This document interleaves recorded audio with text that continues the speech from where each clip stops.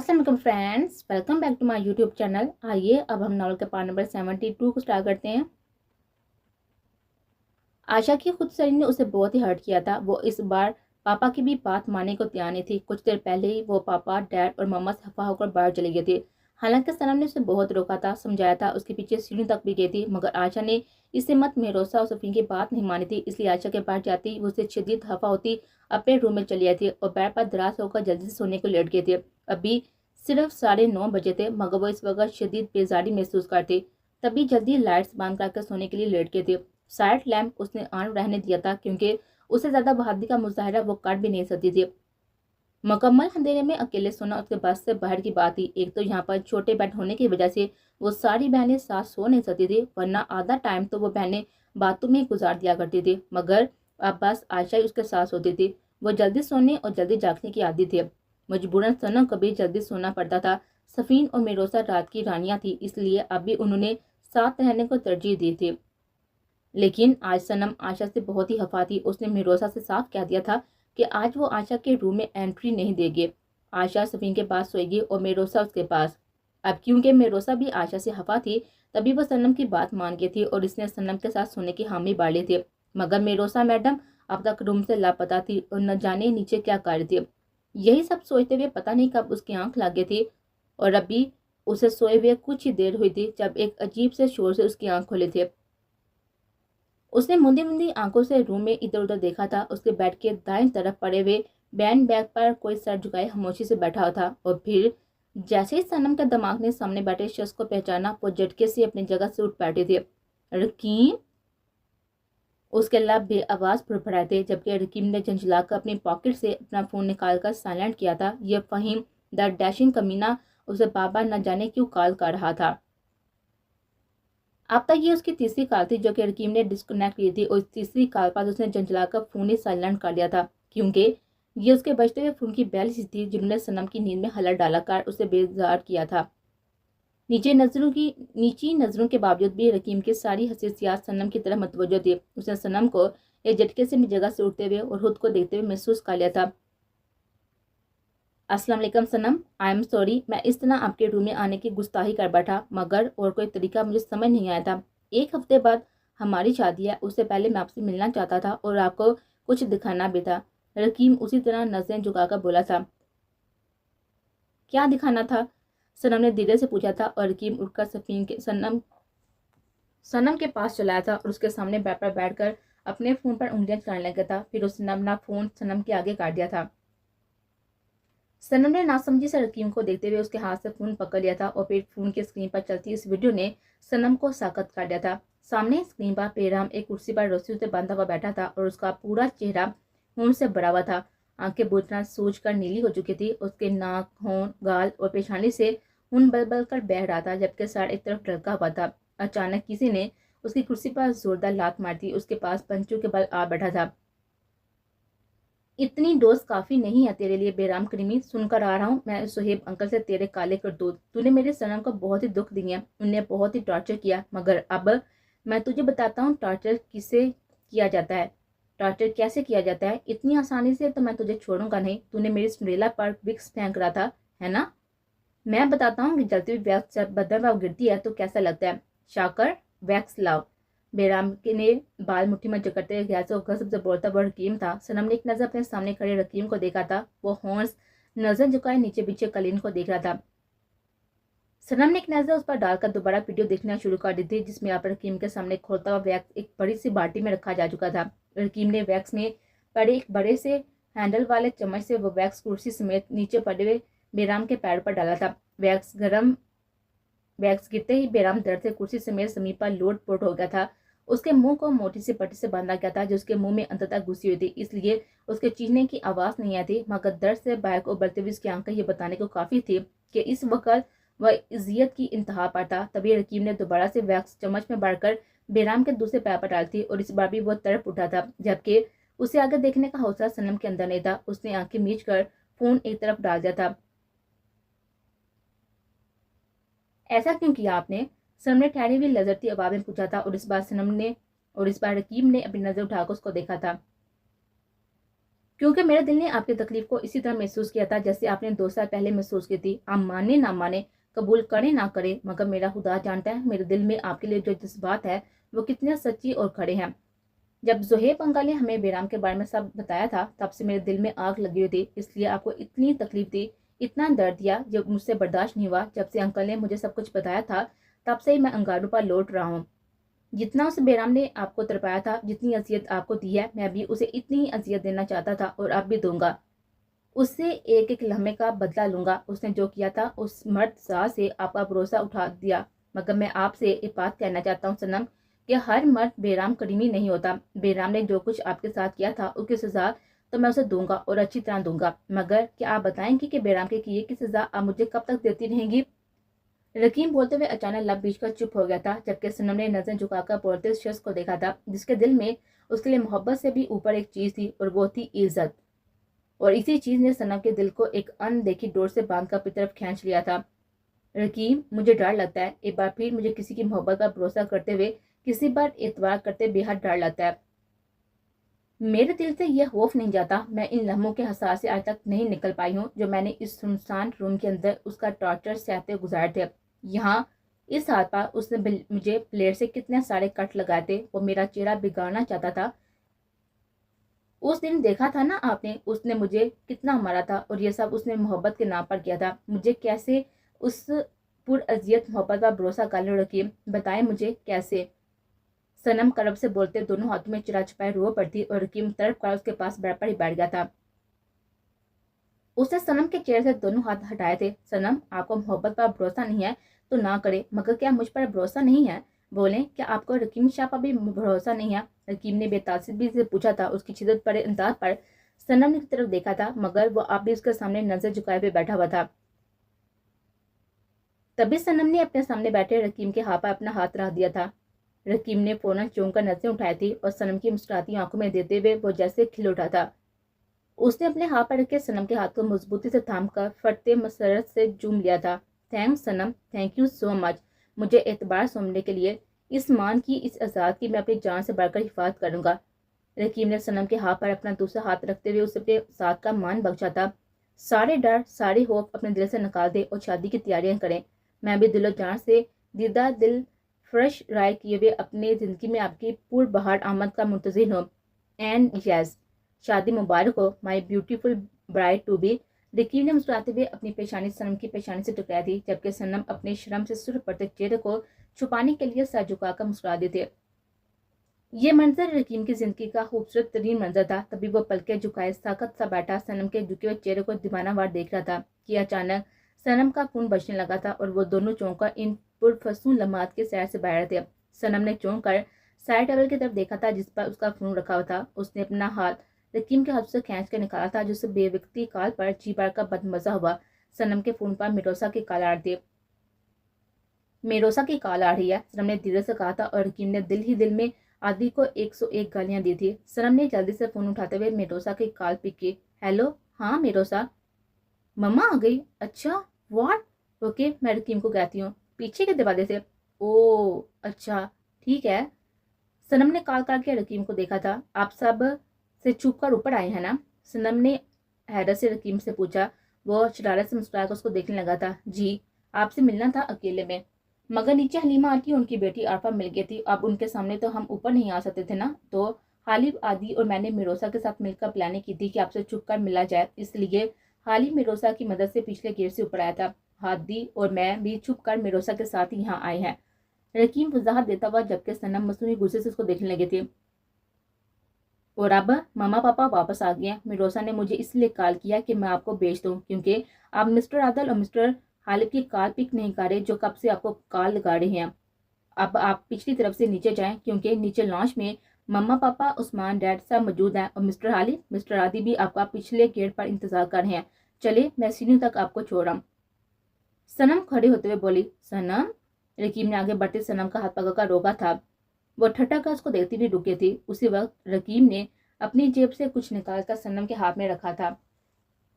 یہ آپ کے لیے شادی کی خوشی میں ایک چھوٹا سا گفٹ ہے، قبول کر لیں گی تو میری محنت وصول ہو جائے گی اور دل بھی شاد ہو جائے گا.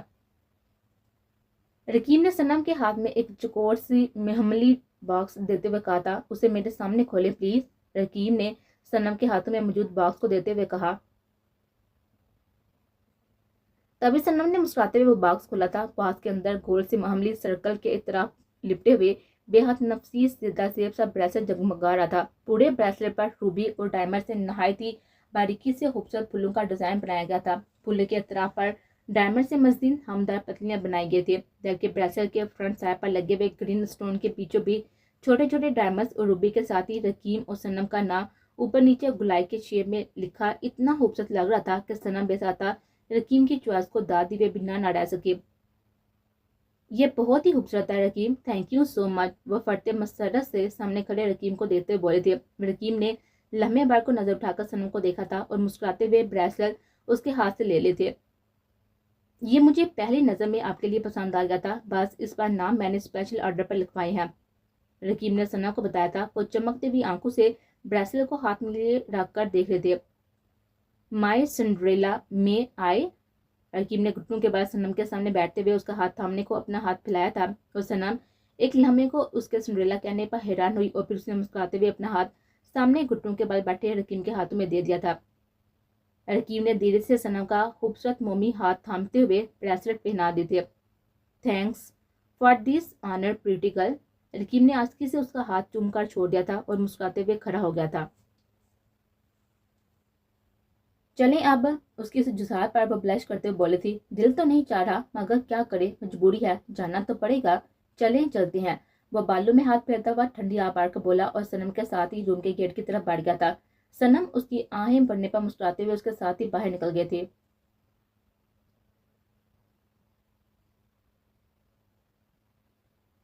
میروسا آدی اور رکیم کو اوپر چھوڑ کر واپس نیچے چلی گئی تھی۔ سامنے ہی عارفہ چائے اور دیگر لوازمات ٹرالی میں سیٹ کیے ہوئے لانچ میں چلی آئی تھی، جبکہ گرینی اور روحا حیران سے صوفے پر بیٹھی ہوئی تھی اور میروسا کو بیٹھ سے آتا ہوا دیکھ کر گرینی لپک کر اس کے پاس آئی تھی۔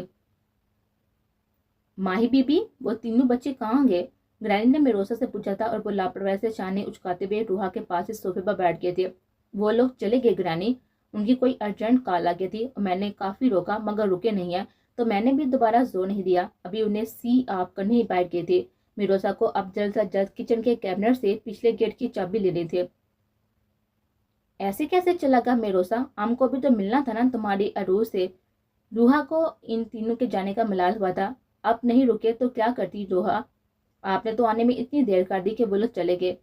میروسا نے روحا گلے میں باہیں ڈالتے ہوئے کہا تھا، مگر انہوں نے زور سے اس کے ہاتھوں پر چپت مار تھی۔ ہٹو پیچھے، اپنا پورا بوجھ لا دیا ہے میرے گردن پر، اور اس ماں سے بات کر رہا تھا کال پر، اس لیے دیر ہو گیا، اب اپنے روم میں جا رہا ہے۔ چلو حلیمہ، تم ہمارا ساتھ چل کر بیٹھو جب تک عثمان، حالہ اور زہیب نہیں آ جاتی۔ عارفہ، سب سامان روک کر تم بھی اپنا روم میں جاؤ اب۔ روحا حلیمہ بی کو لیے واپس اپنے روم میں چلی گئی تھی۔ عارفہ، اس میں چاکلیٹ کیک ہے کیا؟ میروسا نے ٹریل میں جانگتے ہوئے کہا تھا۔ نہیں ماہی بی بی، رکی میں فریج سے لا دیتی ہوں۔ عارفہ واپس جانے لگی تھی تبھی میروسا نے اسے آواز دے کر روک لیا تھا۔ رہنے دو عارفہ، میں لے لوں گی، تم یہاں پر بیٹھو، صنم بھی کیک کھانے کی کہہ رہی تھی، میں اس کے لیے بھی اوپر لے جاؤں گی، میروسا نے بہانہ بنایا تھا۔ ارے تو میں یہ سامان بھی رکھوں گی نا، اندر آپ بیٹھے، میں لے کر آتی ہوں، عارفہ کچن کی طرف مڑتے ہوئے بولتی، مگر میروسا نے لپک کر اس کا ہاتھ پکڑا تھا۔ رہنے دو، میں سب رکھ دوں گی، تم جب تک ایک کام کرو یار، اسٹور روم سے 2-3 بڑھیا سی پلو نکال دو، یہاں کے پلو بیکار ہیں، مجھے بہت ہی ان پر نیند نہیں آتی، بس یہ دھیان رکھنا کہ تھوڑے سافٹ ہو۔ میروسا نے عارفہ کو بھگانے کا نیا طریقہ نکالا تھا اور عارفہ بھی ایسی چلی تھی کہ فوراً اسپا میں سہ لاتی اسٹور روم میں چلی گئی تھی۔ میروسا کی چالاکیاں، میروسا کو پتا تھا عارفہ کو واپس آنے میں ٹائم ابھی لگ جائے گا، اس لیے وہ ٹرالی لیے تیزی سے کچن میں بھاگی تھی اور کیبنٹ سے چابیوں کا گچھا لے کر پچھلے والے لان میں پہنچ گئی تھی۔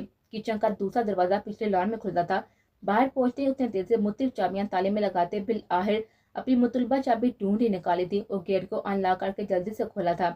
باہر ہی حالب بے قرار سے ٹہلتا ہوا گیٹ کھلنے کا ویٹ کر رہا تھا۔ مسٹر حالب، اندر جائیں، میروسا نے حالب کو اندر بلا کر گیٹ کی طرف کنڈے لگائے تھے۔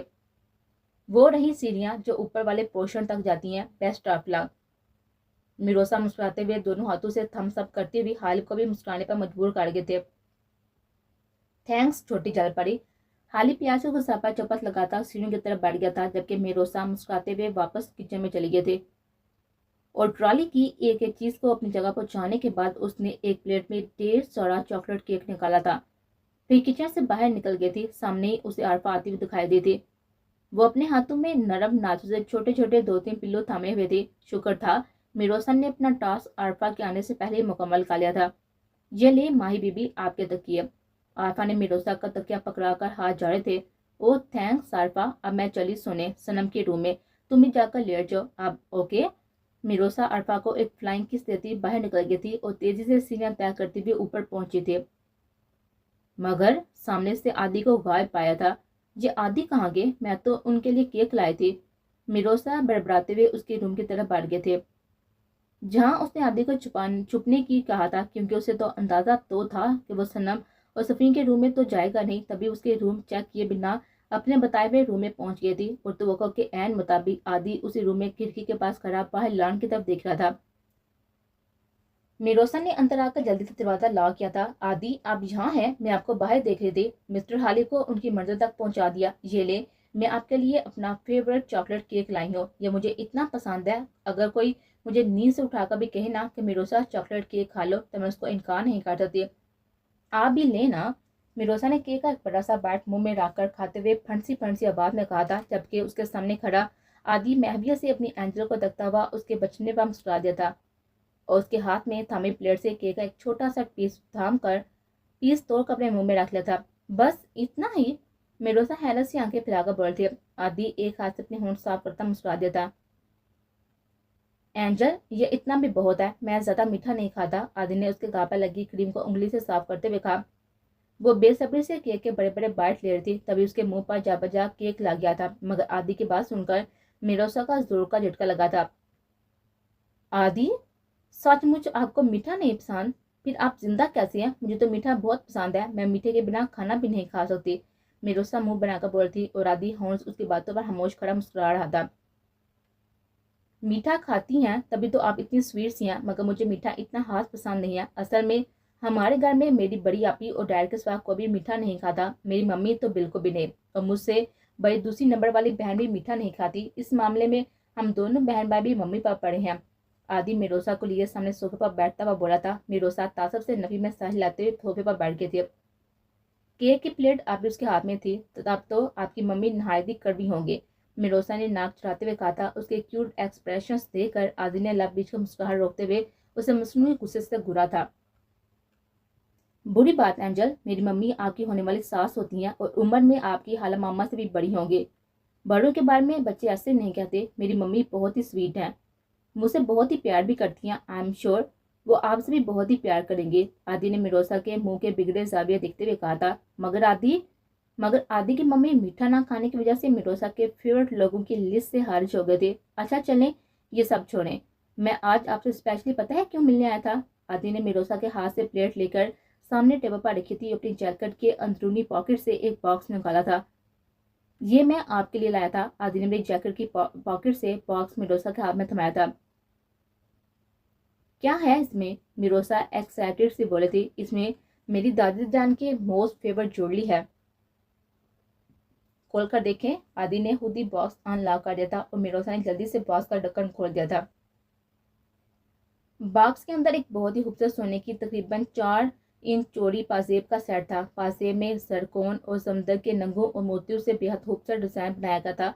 वाकई वो पाजेब बहुत ही खूबसूरत, मुनफरिद और कीमती थे। वाह आदि, ये पाजेब है ना? हाय कितनी खूबसूरत है, मगर मैंने कभी नहीं पहनी। हम जब यहाँ पर पाकिस्तान में रहते थे ना, तो हमारे माली बाबा की बीवी भी पाजेब पहनती थी, जिसकी आवाज़ मुझे बेहद पसंद थी। मैं बार बार मामा से कहती थी कि मुझे भी ऐसी पाजेब ला दे, मगर वो कहती थी कि बच्चे ये सब नहीं पहनते। आज आपने मुझे मेरी फेवरेट चीज़ गिफ्ट करके मेरा दिल खुश कर दिया है, सच्ची थैंक यू आदि, ये वाकई बहुत ही खूबसूरत है। मिरोसा खुशी से चमकती आंखों से बोलती और जल्दी से अपना पाँव चप्पल से निकालकर टेबल पर रखकर पाजेब पहनने लगे थे। उसके सफेद गुलाबी माइल पैरों पर वो पाजेब इतनी खूबसूरत लग रही थी कि आदि बेसाता हाथ बढ़ाकर उसके कबूतर जैसे सफेद सतून छोटी छोटी उंगलियों वाले पैर को छू बैठा था।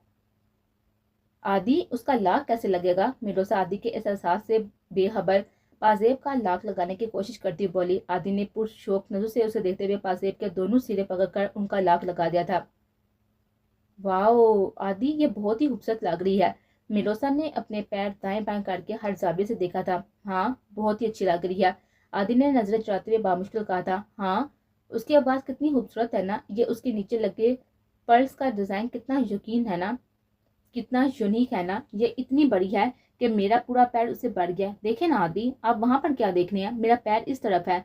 मिरोसा ने आदि का बाजू पकड़कर मोड़ते हुए उसे तरफ घुमाया था। वो जानबूझकर दूसरी तरफ देखता था क्योंकि वो मिरोसा की इस ब्लैक के मासूमियत और खूबसूरती के सामने बेबस हुआ जा रहा था।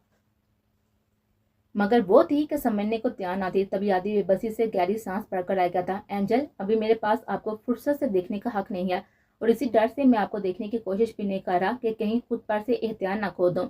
आदि ने अपने तेई मिरोसा को समझाने की नाकाम कोशिश की थी, मगर हंसते होकर वो उसकी बात नहीं समझी थी। मतलब किस बात से डर रही हैं आप? कौन सा एहतियात? उसने आदि को नासमझी से देखते हुए पूछा था, और आदि ने मुस्कुराते हुए नफी में सर हिला दिया था।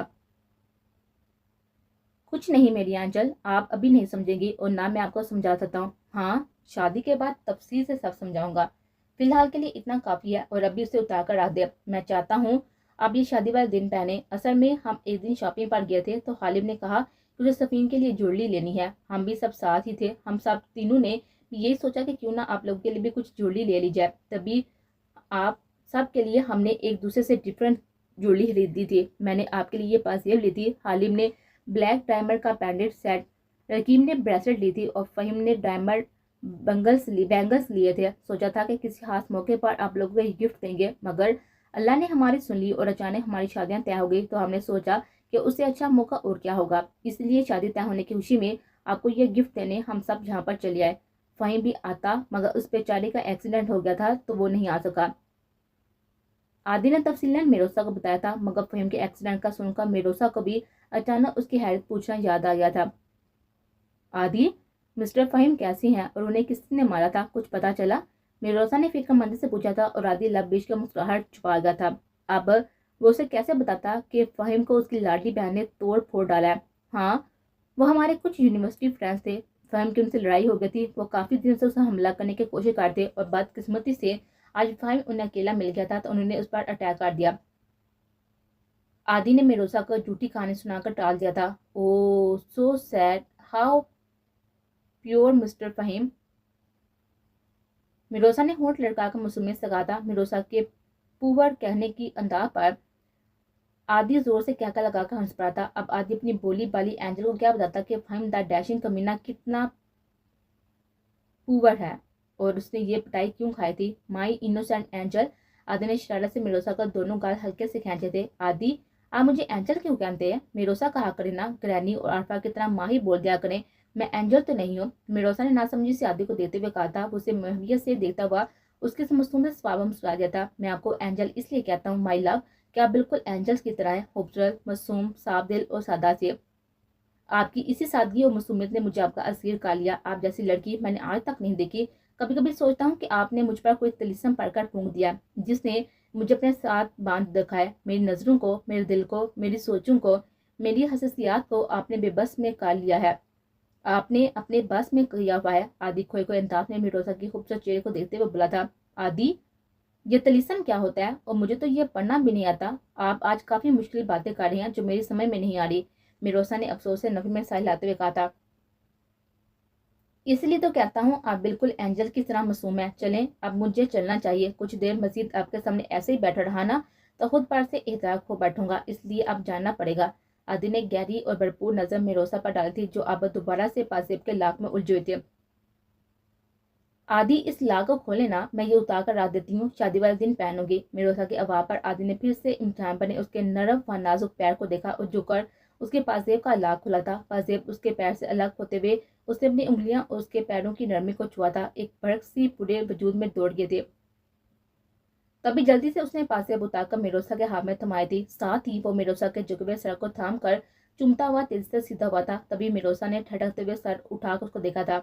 बहुत ही क्यूट लग रही हैं आप इस नाइट ड्रेस में। हलीमा आंटी से कहें कि आपकी नजर उतार दें, कहीं मेरी नजर ही ना लग गई हो। अब जल्दी से उठें और मुझे बाहर तक छोड़ कर आए। अगर रास्ते में आपकी वो कज़न मिल गई ना तो मैं हैंडल नहीं कर पाऊंगा। आदि ने आगे बढ़कर रूम का दरवाजा खोला था और मिरोसा, जो आदि की हरकत पर साकत सी बैठी थी, उसने शायद आदि की बात सुनी भी ना थी। एंजल, उठे ना, क्या हुआ, कहाँ खो गई? आदि ने मुस्कुराते हुए उसके सामने चुटकी बजाई थी। तभी मिरोसा अचानक होश में आए थे। चलिए अब, आदि ने उसे पूछा था। वो उस में सर हिलाते हुए खामोशी से दरवाजे की तरफ बढ़ गए थे, मगर बाहर निकलने से पहले उसने धीरे से अपने सर को जरूर छुआ था, जहां अब तक आदि के होंठों का लम्स मौजूद था। फिर वो धीरे से मुस्कुराते हुए बाहर निकली थी, मगर तभी उसे कुछ याद आया था। उसने जल्दी से अपने गले में पहनी बारीक सी चेन उतार कर आगे बढ़ते हुए आदि का हाथ थामा था। आदि उसके हाथ पकड़ते अचानक रुक कर मुड़ा था। आदि, आपने मुझे हमारी शादी की खुशी में इतना प्यारा गिफ्ट दिया, मैं भी उस खुशी में आपको कुछ देना चाहती हूँ। उसने आदि का हाथ फैलाकर उस पर व्हाइट गोल्ड की बारीक सी चेन रख दी थी। ये चेन मुझे मेरी साले मामा ने मेरे सहमत बर्थडे पर दी थी, जो कि बचपन से मेरे पास उनकी यादगार के तौर पर मौजूद है। उससे ज्यादा कीमती चीज मेरे लिए और कोई नहीं है। इससे आज मैं आपको दे रही हूँ, आप उसे अपने पास मेरी याद के तौर पर हमेशा रखिएगा। आप जब उसको देखेंगे ना, आपको मेरी याद आऊंगे। मिरोसा ने उसके हाथ पर चेन रखते हुए कहा था। उसके सामने खड़ा आदि मिरोसा को देते हुए साकत सा खड़ा रह गया था। लम्हों में इस लड़की ने आदल फंदी के जात को मोतबर कर डाला था। अपनी माँ की आखिरी निशानी उसको दे बैठे थे। आदि ने मुस्कुराते हुए उसकी चेन को चूमकर अपने पास रख लिया था। बहुत शुक्रिया माय एंजल, इस चेन की मैं अपनी जान से बढ़कर हिफाजत करूंगा। ये आज से मेरे लिए भी इतनी कीमती है जितनी आपके लिए। वो मुस्कुराकर बोलता मिरोसा को साथ लिए हुए आगे बढ़ गया था।